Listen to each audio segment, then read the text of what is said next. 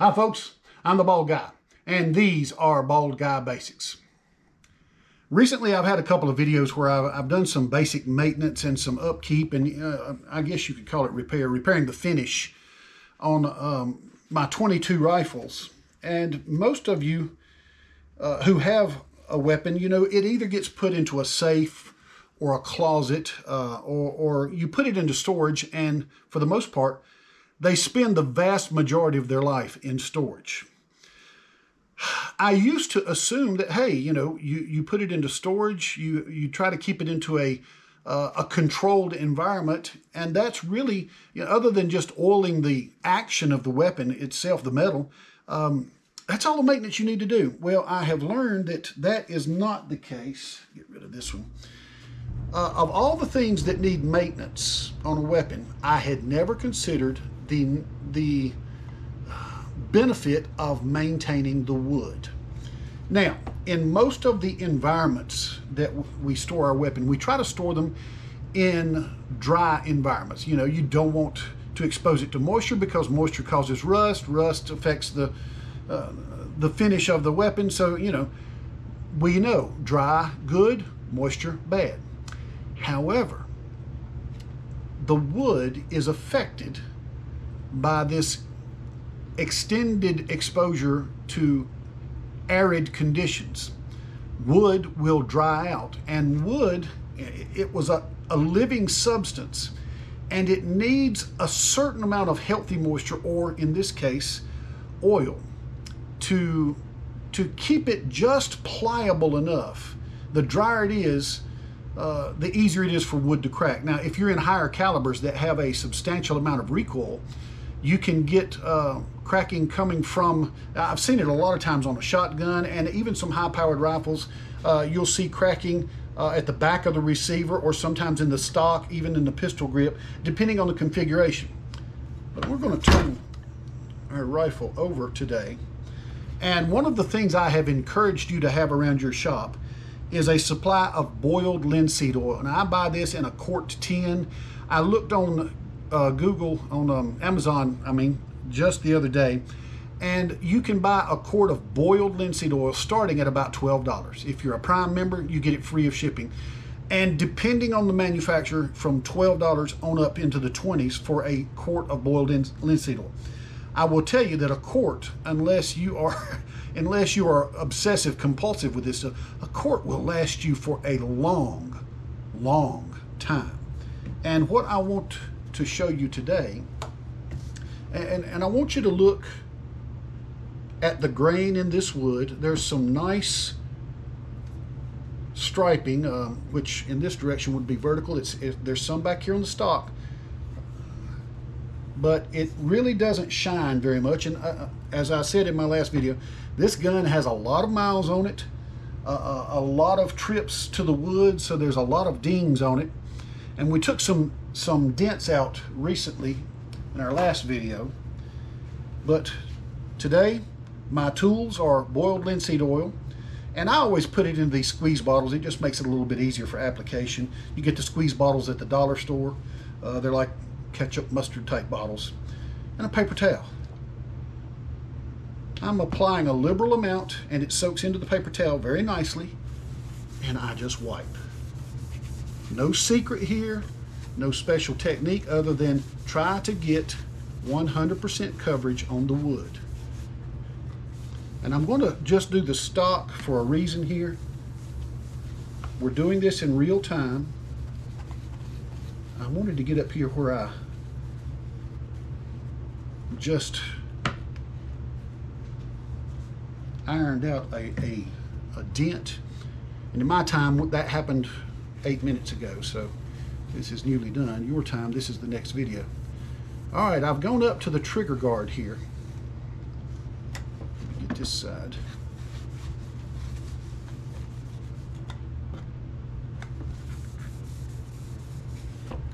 Oh, gone. Lost it right out of my hand.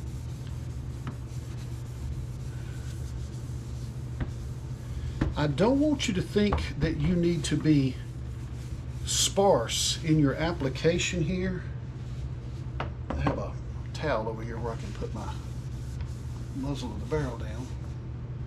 I'm just trying to make sure that I didn't leave any dry spots. And it's usually in the corners. Give me just a little more oil there. I want to get the oil really well around where the lug for the carry strap is, because usually, and under the buttstock, what you'll find if you take the buttstock off is you have raw wood under there. So I really want to get a good coating next to those places where raw wood would be exposed. But now you've seen us in real time here. I'm not happy with it. I don't try to just throw oil away here. I don't just soak it. But even though this stock has a finish on it, a stain, you still have the issue of wood, which is a porous material. Now, and you want to get oil into the porous material. So it's not that this thing was completely dried out, but look at the difference.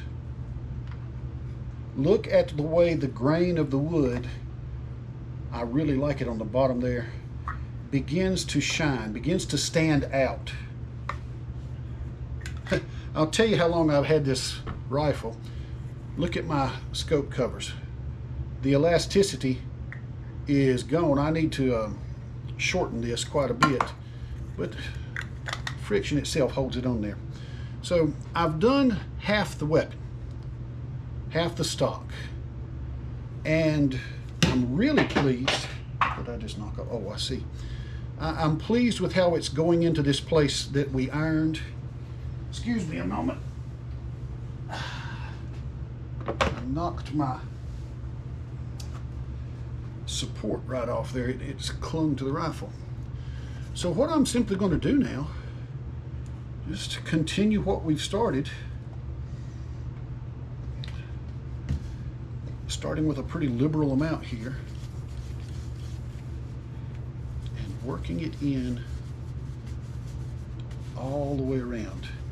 It's nice because the linseed oil, of course not a petroleum oil, doesn't cause you any problems at all on your metal parts. You don't really want to get oil onto the scope, especially onto the optics of the scope. Do not use penetrating type oil. If you have a scope that's been on for a long time, and you feel like maybe your adjustment screws are getting a little tight, and I've seen this, I used to work at a gun shop and shooting range, and people would come in and complain, you know, their scope had oil stains inside on the optics themselves. And they said, but I've never put oil on the inside, but they put it right on the adjustment levers. And they don't call it penetrating oil for no reason. It goes right down into every recess of the weapon.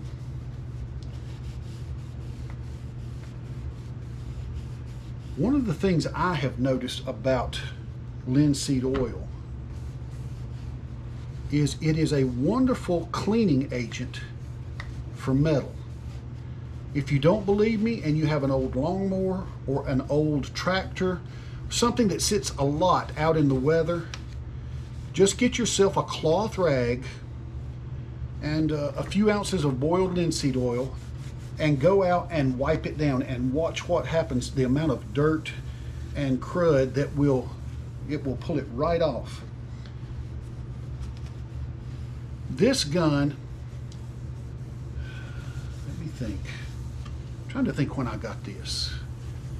I am 59, by the way. Had a birthday this week.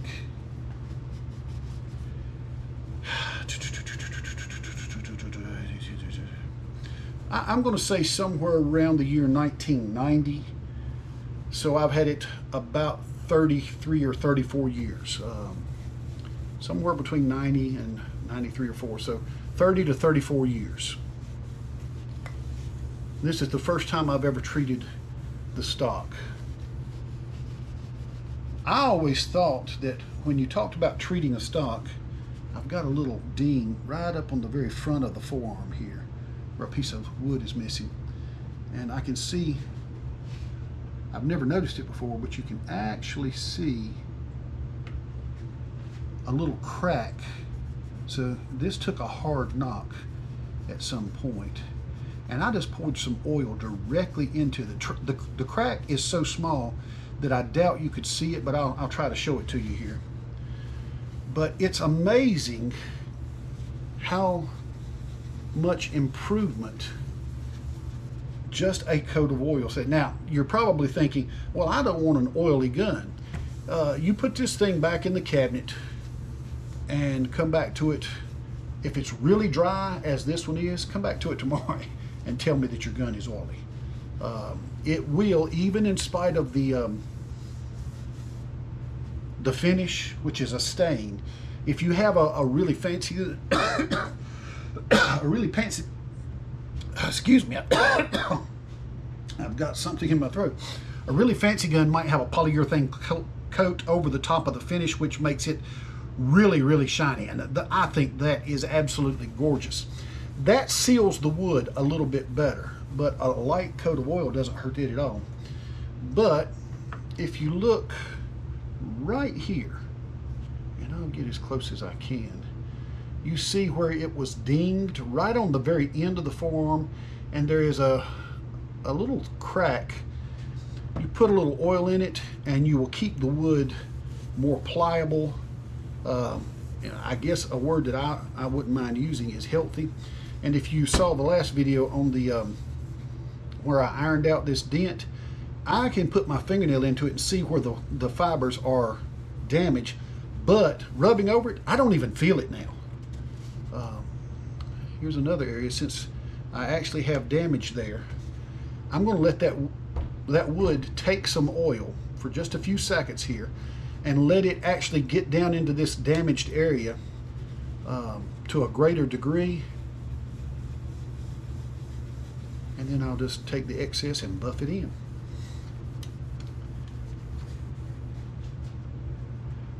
Yes, I get it. Oil is shiny and it makes the wood look shinier. But look at the actual grain and how much more pronounced. Look at that horizontal striping across there. The grain of the wood will stand out far more if you keep it from drying out. So it's a nice little hack that costs you nothing. There are other woods, other oils that you could use. I do prefer the linseed oil. What is that other oil? There's a clear oil, and I've got some of it over there, but I can't remember the name of it. But I have found that linseed oil has such a benefit in so many areas. It's great on the handles of your tools. And I do recommend boiled linseed oil. The boiled oil, I don't know what it does chemically to the oil, but it will allow the oil then to dry and not leave a sticky, oily film much quicker than the raw linseed oil. So if you've got some old pieces, especially heritage pieces that may have been in the cabinet or the drawer or the safe for years and years and years, that's pretty clean considering how dirty .22 ammunition typically is. So I have cleaned it, but I noticed a lot of buildup on the external areas, and some of it is due to the residue from the gunpowder, and then your body oils will leave residue. Linseed oil cuts right through that, leaves a nice sheen. And I'll put this thing away and let it dry, and I'll come back and I'll check especially my problem areas. But there are 2 hacks I've shown you in these 2 videos, how to help smooth up your stocks from dents with an iron, and how to help the gun, the grain of the gun to stand out and the wood to be better maintained with boiled linseed oil. Hope you'll leave us a like. Hope you'll subscribe to the channel. Hope you'll share these with your friends who might be interested in these kind of things. And we will see you on the next video. I am the Bald Guy. Have a good day.